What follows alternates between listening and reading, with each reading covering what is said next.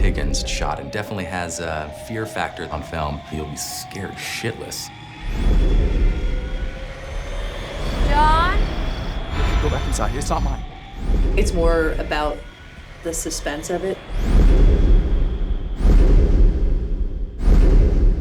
That sets the tone of the reality of the situation. And the way he's shooting this thing, the way he's moving the camera, just really encapsulates it. This is a real live murder, and that's why we're doing it all. I want to do it all in one shot. Hey, camera set. I want to bring the audience along with this, like it's really happening. If they heard me scream, I'd rather they called the cops. I think they heard you scream. It's really a neat shot today because we were trying to make one gigantic action scene. This camera stays back, but can get them and let them go through frame so we have that cut. Let's face it, I'm a cameraman, and I've been doing this for 1 or 2 years. And I've done a few all-in-one shots. Is everything all right?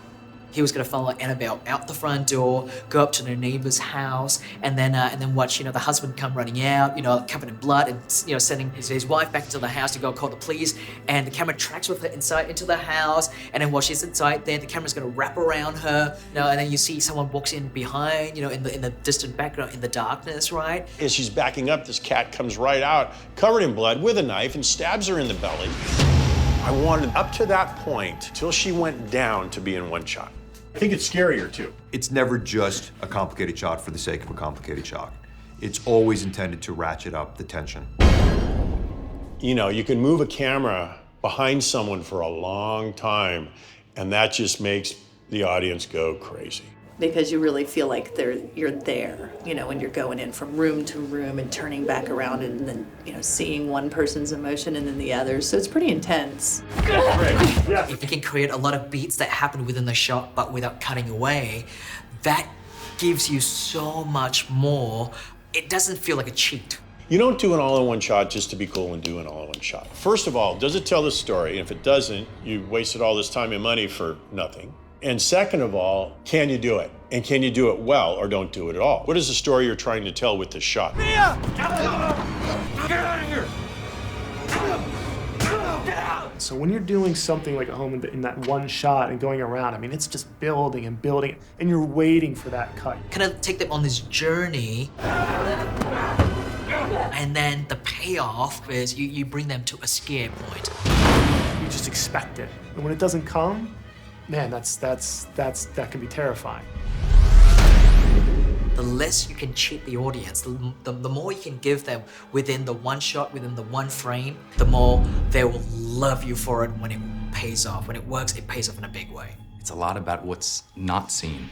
It's not in-your-face scary stuff. It's what's behind that door. The unknown is what makes it so scary. We're actually using a thing called a Movi, which is kind of like a Steadicam. It's going to allow us to do is start the shot off very slow and very settled. Ultimately, as we end up in the bedroom and this fight starts, we can lock it and hold it like a handheld camera. It's kind of using a couple different camera techniques in one shot, but using one camera system to pull it off. Action. Whatever you do, it's still always telling the story the shot is supposed to tell. I wanted to bring the audience along with it and feel like it was really, really happening. In that way, there are going to be images from Annabelle that will become signature. His passion for this is what pushed everything over the top for us. Pretty cool. Every moment of that together as a family and as a team it's wicked. It's the magic of making movies. That was great. Can you just go back to one, please? When it came time to find a director for Annabelle, it was kind of a no-brainer. Okay, come to me, please. I think there's going to be some iconic shots. John has such a great eye. He has a passion for it that, he can't help but exude when he speaks to you about it. Look nice. Look nice. He knows what's going to look beautiful on camera and also what's going to look freaky on camera. Movie dark with moonlight filtering in so it's creepy. It's a real homage to what's wonderful about the genre. It really is everything that John had said it was going to be when he first thought of this shot. And it's an incredible sequence.